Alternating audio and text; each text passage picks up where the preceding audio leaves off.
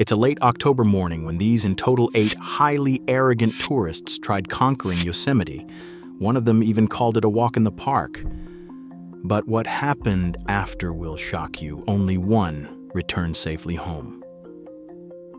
One of them was Dne Callaway, who had logged 614 skydives. He referenced it in the permit application in the group chat and twice during the pre-jump briefing on the morning of October 22nd. 614 jumps is a serious number, but wingsuit base is not skydiving. The two disciplines share an alphabet, suits, altimeters, deployment sequences, but they do not share a physics environment. In skydiving, you exit at altitude and fall into open air. In proximity wingsuit flying, you exit a cliff face and immediately enter a corridor defined by granite walls, unpredictable rotor winds, and zero margin for a recovery sequence. The difference is not one of degree. It is categorical. Dane's permitted guide that morning was a Yosemite-based base instructor with over 400 El Capitan exits.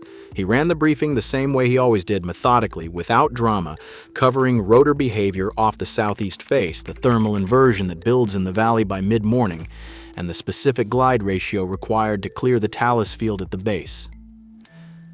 Dane listened for about 4 minutes, then he asked if they could skip ahead to the exit sequence. The guide did not skip ahead. He noted for the record, and in front of the group, that the southeast rotor had been particularly active that week due to a low-pressure system moving through the Sierra Nevada. Dane nodded, but he had already made his assessment. 614 jumps. He knew how his body responded in free fall. He knew how to read air. What he did not know, and did not know, he did not know, was that the rotor off El Capitan's southeast face does not behave like open sky turbulence. In open sky, turbulence buffets you and passes. In a granite corridor, rotor wind folds back on itself. It creates a pressure differential that can invert a wingsuit's pitch attitude in under a second. At 142 miles per hour, 1 second is approximately 200 feet. There is no recovery sequence for 200 feet of granite. Dane exited at 7:54 a.m. He cleared the initial ledge system, but he entered the rotor band 11 seconds into the flight, right where the guide had said it would be. His suit pitched nose down. He did not clear the talus field. Ricky Alves had 280,000 followers and a production schedule. He arrived at Yosemite Valley on October 21st with a 2-person camera crew, a drone operator, and a shot list. The jump was the centerpiece of a 4-part series on pushing limits in America's most iconic landscapes. He had 190 skydives and 11 wingsuit jumps, all of them at a commercial drop zone in Arizona. Flat desert air, no terrain, no walls. His camera crew had pre-scouted exit angles the day before, and Ricky had selected his position based on which view would give the drone the cleanest sightline. The permitted guide asked him directly, had he chosen his exit point for aerodynamic or aesthetic reasons? Ricky said both, which meant one. The guide explained that the position Ricky had chosen placed his initial glide path 12 degrees off the recommended line, enough to push him toward the northeast buttress rather than the open valley floor. 12 degrees sounds like a minor correction. At 140 miles per hour, in a granite corridor, 12 degrees is the difference between the valley and the wall. Ricky listened to the guide's explanation. Then he asked the drone operator if they had the memory cards loaded. There is a term in base culture for jumpers who treat the discipline as a backdrop. The term is not polite, but the concept is precise. When the documentation of an experience becomes more important than the experience itself, the jumper's risk calculus inverts. They are no longer managing danger, they are managing footage. Ricky exited at 8:17 a.m., 12 degrees off the recommended line. The drone caught the first 4 seconds of the flight. The northeast buttress caught the rest. The camera crew had the footage uploaded to a hard drive before the rescue teams reached the base of the wall. They did not publish it, but they kept it. The comment section on Ricky's last post, a pre-jump teaser uploaded the night before, stayed open for 11 days before someone closed it. Nora Vassan was the most technically prepared person in the group, on paper. 400 skydives, a canopy piloting certification, 2 seasons as a drop zone instructor in Colorado. but she had never done a base jump. Not once. And the wingsuit she was flying on October 22nd belonged to someone else. It was 2 sizes too large. In wingsuit design, fit is not a comfort issue. It is a control issue. A properly fitted suit creates a specific surface area that generates predictable lift and allows the pilot to control pitch, roll, and yaw through subtle body movements. A suit 2 sizes too large creates excess material that billows, collapses, and responds inconsistently. Pitch inputs that should move the suit 1 degree move it 3. Or they move it 0 and then 5 as the material catches air unevenly. 2 people flagged the fit before the jump. One was another jumper in the group. One was the permitted guide, who noted it explicitly and asked whether she had access to a correctly fitted suit. She did not. Nora acknowledged both of them. She said it was close enough. This phrase, close enough, appears in accident reports with a frequency that should make it a formal warning category. It is the linguistic signature of someone who has assessed a known risk and decided their competence can absorb it. Sometimes that assessment is correct. In a granite corridor at 130 miles per hour, the margin that separates close enough from not close enough is measured in milliseconds. Nora exited at 8:31 a.m. The suit's pitch behavior became erratic at the 6-second mark. She overcorrected. The overcorrection put her into a left roll she couldn't arrest. She impacted the lower cliff face 340 feet below the exit point. The suit was recovered largely intact.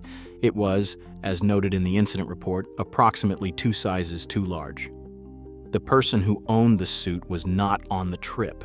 They had lent it without asking about the fit. Bram Kleti had free soloed 3 El Capitan routes. He had stood on that wall, on the actual granite, without a rope, reading microfeatures in the rock at close range, making real-time decisions in a vertical environment that kills most people who attempt it. That background is extraordinary. It is also completely irrelevant to wingsuit flight. Reading a wall from a harness at 0 miles per hour is a spatial skill. Reading a wall as an obstacle while flying parallel to it at 150 miles per hour is a reaction time problem. Your brain is not running the same process. In climbing, you have seconds to assess a hold and choose your next move. In proximity flying, the feature you need to clear is past you before your visual cortex has finished identifying it. Bram knew El Capitan better than almost anyone in the group, but knowing a wall and flying past it are not the same knowledge. The permitted guide issued 3 explicit warnings during Bram's briefing. The first addressed exit timing. Bram had chosen a late morning slot when thermal activity in the valley was known to increase significantly. The second addressed his intended flight line, which took him closer to the wall than recommended for any first Yosemite jump.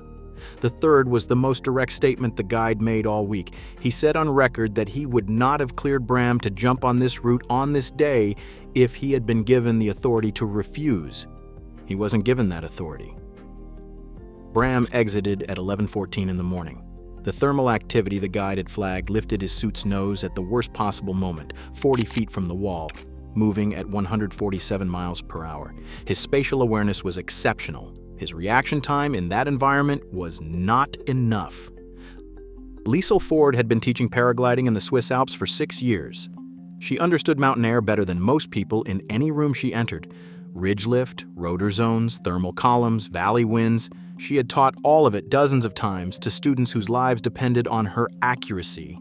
But paragliding and wingsuit base are not the same sport. They do not share the same air. In paragliding, you are riding rising air columns at relatively low speeds with a large wing surface and significant time to respond to changes. In wingsuit proximity flying, you are penetrating those same air columns at 120 miles per hour with a fabric suit and no ability to pause, reconsider, or climb. The thermal behavior in Yosemite Valley is also categorically different from alpine ridge environments. The valley is a bowl. Cold air drains from the high country overnight and pools at the valley floor. By late morning, the sun heats the granite walls unevenly, creating isolated thermal columns that punch upward through the cold air mass at unpredictable intervals. Below Half Dome, there is a phenomenon local guides call the flush, a sudden downdraft that occurs when the morning inversion layer breaks, typically between 10 and 11 a.m. Liesl's jump was scheduled for 10:40 a.m.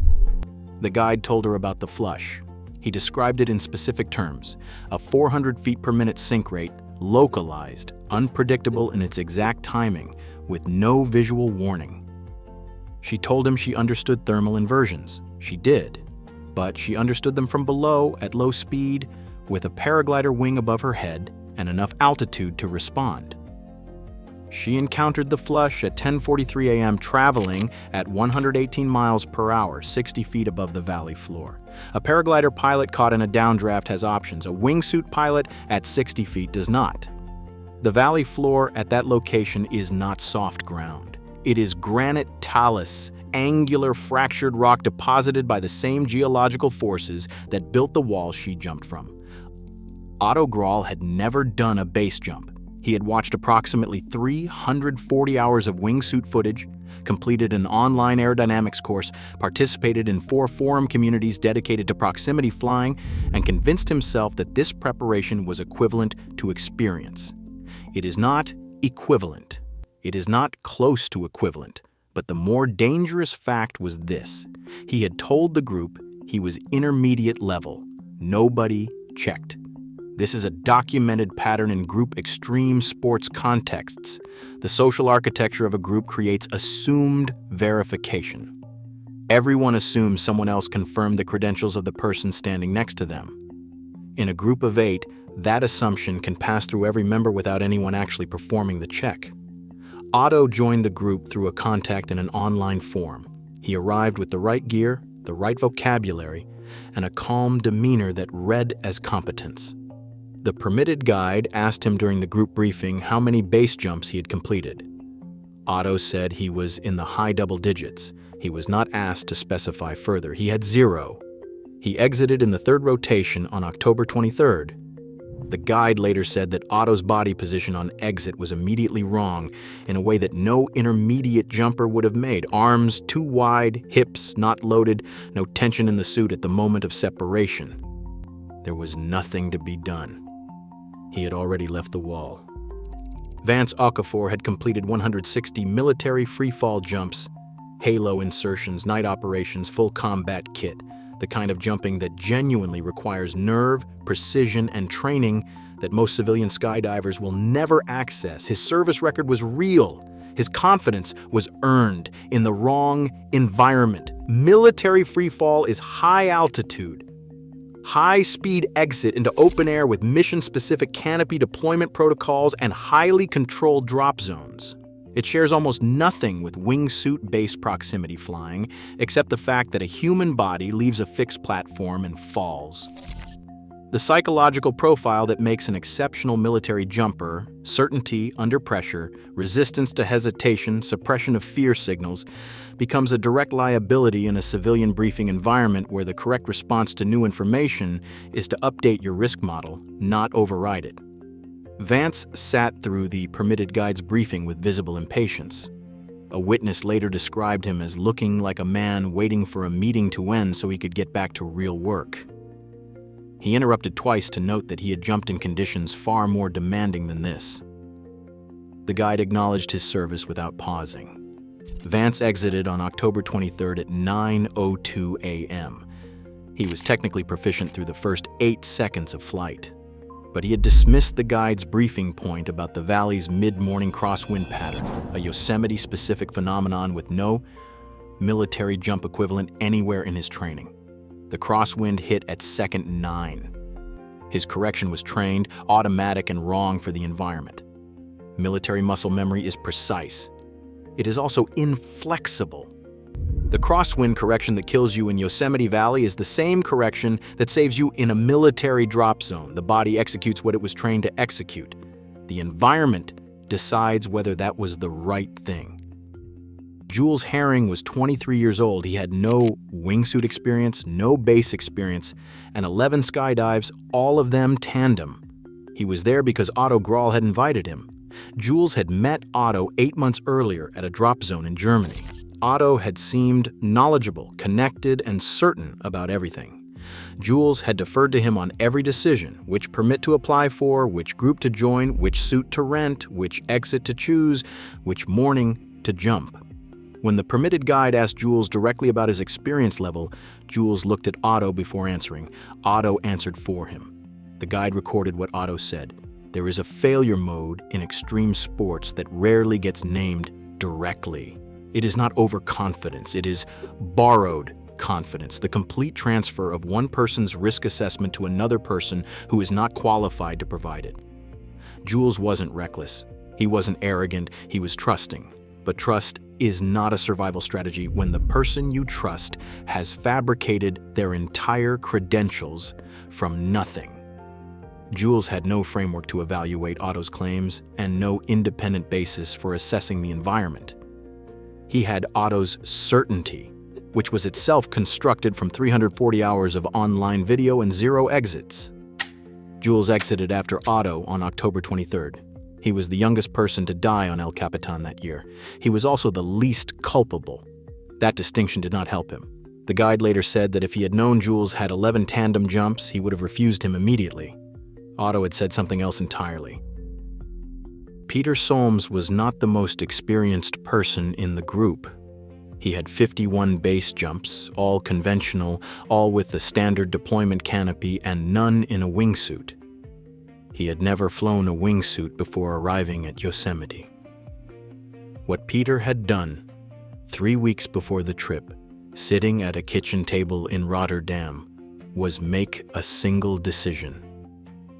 If the permitted guide expressed any hesitation about his readiness, he would not jump. Not that day. Not on that wall.